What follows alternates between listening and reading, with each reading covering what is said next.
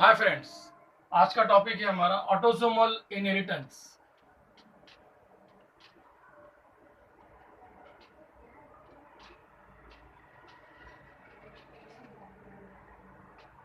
So autosomal inheritance. What is the meaning of inheritance? We know that inheritance means the transmission of genetical information from one generation to the another generation is called as inheritance. Means the transformation of character from next generation is called as inheritance, and which is carried out by the DNA, that is the genetic material. So that's why DNA is the genetic material. And where they located? They located inside the nucleus of the cell and on the surface of the chromosome. This is the chromosome. So inheritance, transmission of character, and from one generation to the another generation, and they are located in the nucleus and on the surface of the chromosome. And there are, in case of human, the total number of chromosome is 46, and as we know that the chromosomes in human being always in pair, so there are 23 pairs of chromosomes are present inside the nucleus of the human cell, somatic cell. So 23 pairs, it is just a 23 pairs, 3, 4, 5, 6, 7, 8, 9, 10, 11, 12, 13, 14, 15, 16, 17, 18, 19, 20, 21, 22. So this is a 22, and this is the next 23rd. So these are that chromosomes are not like that. There are some variations. There some are broad, some are tall, some are short. But for understanding of the number concerned with the number of the chromosome, I have made that diagram here. So these 22 pairs, or that is the 44 chromosome. These 44 chromosomes are called as autosomes. Autosomes, and this single pair, this is a single pair, is called as allosomes or sex chromosomes. Sex chromosomes. So depend upon their function, they are categorized into two groups. That first is autosome. It concerned with the traits of variety of the different traits other than the sex character. So autosomes, what are the role of autosomes? Role of autosomes is maintaining or the controlling the variety of different traits other than the sex. So that is the autosome. And single pair allosome or the sex chromosome, it related to the sexual inheritance or the inheriting character regarding the sex. So this two category, that is autosome and allosome. So if any abnormality in autosome, and carried into the next generation, that is the autosomal inheritance. So autosomal means this autosomal. So the related material which is carried out into the next generation by through this autosome, that is a autosomal inheritance. Means we are discussing autosomal inheritance, means there is a no role of sex chromosome. Means we are relating the autosomes only. So autosomal inheritance. But here, what are the exact definition? What are the exact definition of autosomal inheritance? So the transmission of character other than the sex linked trait through the autosomes from parent to the offspring is nothing but the autosomal inheritance. Is that clear, friend? Now next we will see there are two types of autosomal inheritance, one by one. First is, we will see first is autosomal dominant linked trait. The example of autosomal dominant link trait is first widow's peak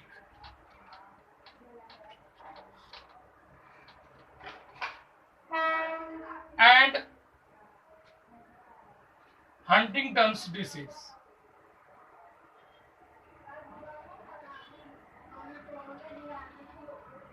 These are the two examples in the state board that autosomal dominant link trait. So what is actually the dominant link trait? In case of the widow's peak, suppose we are taking example, suppose this is a dominant trait, means this condition is dominant. Both homozygous pair of gene shows the dominant character. This is also dominant in the same case, and this is a fully homozygous recessive. So in widow's peak or dominant link, this shows the widow's peak. This also shows the widow's peak, but in case of the recessive, it did not show any widow's peak, means straight hair. So this is the condition of the dominant link trait. So these two conditions are there. So genotype, suppose this is the genotype, dominant genotype, this is the recessive genotype. So dominant in genotype shows the phenotypical ratio or the phenotypical character shows by the individual. So this is the dominant trait. And what is that disease? What is that condition in widow's peak? It's a V-shaped hairline, a prominent V-shaped hairline, and there are the equal possibilities of male and female. It can be for 50% male, 50% female. It can be equal chances for V-shaped hairline. And in that, if homozygous dominant and heterozygous dominant both shows the widow's peak, or recessive condition both small, homozygous recessive condition does not shows the widow's peak. So this is all about the widow's peak. Now Huntington's disease. The next is Huntington's disease. So in that Huntington's disease, actually it related with the nerve cells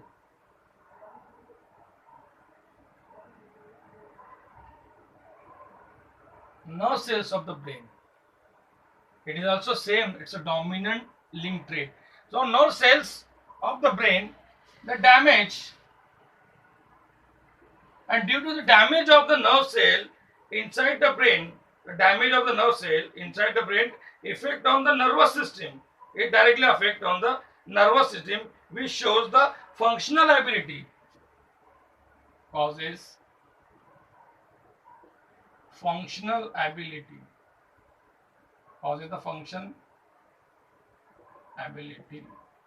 inability. So it causes the functional inability, means इसमें क्या होगा, इसमें अगर nervous system पे ही होता है, ये तो सिंपल कंडीशन है, it is not a disease, it's a V shape line on the forehead. But here Huntington's disease, here is a nerve cell damage and that causes the functional inability, and here the psychiatric disorder also seen in this disease, Huntington's disease. It is also the dominant link trait. So this is all about the autosomal dominant link disease. Now next is a recessive one. Next one is the recessive one.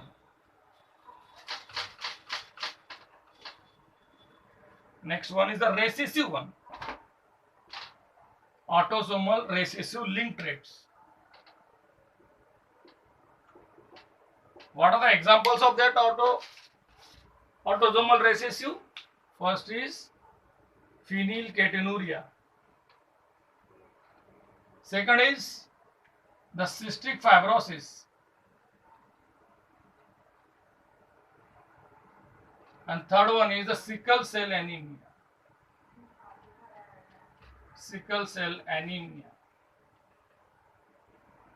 So these three are the examples of the autosomal recessive link.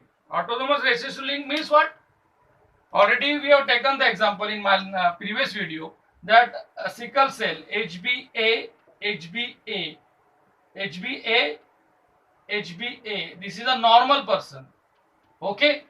Now in second condition, HbA and HbS, this is a carrier, and now this is the recessive one, HbS and HbS. So this sickle, S for sickle, this is the disease. So when the recessive genotype shows the disease, that is sickle cell, and as you know that sickle cell is the bad disease. It is a disease of RBC. Suppose this is a normal of RBC and this is of the sickle cells RBC. So huge difference between this sickle cell person and the normal person. Cystic fibrosis, it is also very bad disease. It's a life-threatening. So cystic fibrosis, it is a life-threatening condition, and it is damaging the two main organ.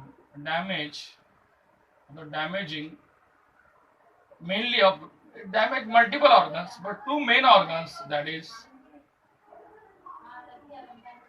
the lungs and the digestive system.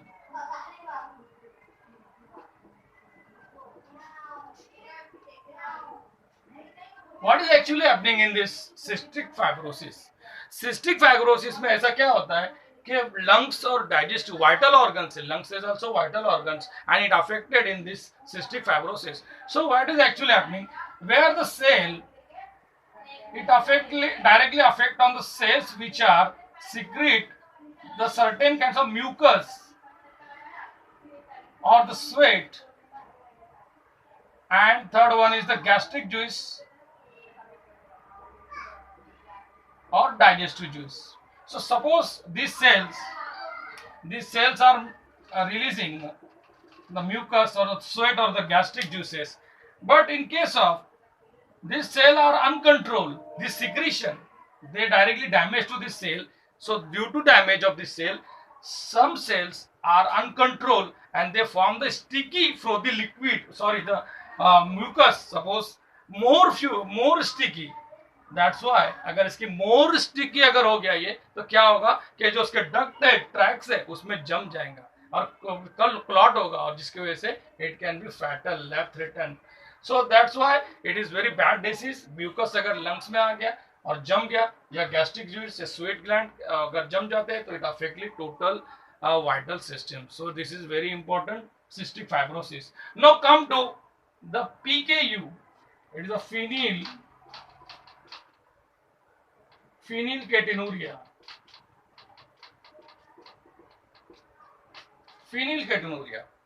And that disease is inborn disorders. Generally it is metabolic disorder. So phenylketonuria, inborn disorders are related to which condition? Condition is given the metabolic disorder. So phenylketonuria is a metabolic disorder and it is by birth or inborn disease. Now one thing is important is here, so many amino acids and many proteins are required in the body, but they are in a unequal proportion. So one important protein is here, phenylalanine. This is the one kind of the amino acid which is also important in the metabolic activity, and it converts. What is the role of phenylalanine? The phenylalanine are converted into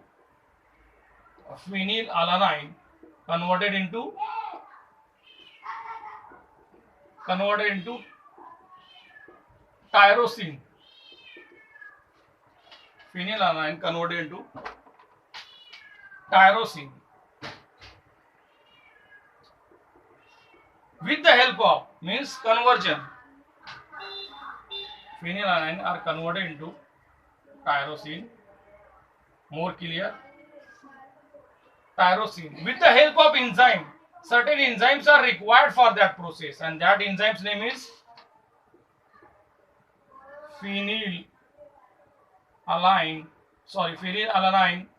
hydroxylase. Phenylalanine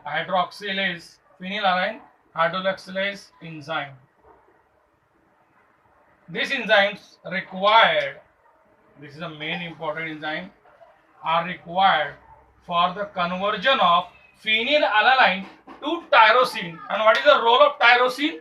The role of tyrosine is nourishing or maintaining the nervous system. Nervous system को maintain करने के लिए tyrosine की जरूरत होती है. इसके बहुत सारे यूज है, टायरोसिन के बहुत यूज है. मेलानिन प्रोड्यूस करने के लिए, मेलानिन का बैलेंस करने के लिए, ट्रांसमीटर्स जो है नर्वस सिस्टम में उसको थोड़ा सा मेंटेन करने के लिए supportive type of role is done by the tyrosine.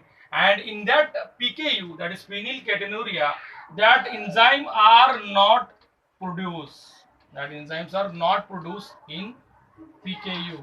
So these enzymes are, if there is a no presence of this enzyme, means this phenylalanine, these phenylalanines are not converted into tyrosine, means there is a deficiency of the tyrosine, as well as the accumulation, there is an accumulation of phenylalanine. So accumulation of paper, where it accumulate, so it is accumulated in the blood and CSF. So it is accumulated in the blood and CSF. So if the phenylalanine is the amino acid which are not converting into tyrosine, then it accumulate. Where it accumulate? It accumulate into the cerebrospinal fluid and blood. And if the amount is more, then it excrete into the urine. Or with the urine. And if it is excrete into the urine, then that condition is called phenylketonuria. Means some phenyl ketone that present in that urine, and they are excess in amount. That's why that condition is phenylketonuria. That is the examples of recessive. First, phenylketonuria, cystic fibrosis, and sickle cell. You know very well about the sickle cell. We already studied about the sickle cell anemia in that another chapter. So this is the whole about the autosomal inheritance. Next time we will see the next topic. Thank you.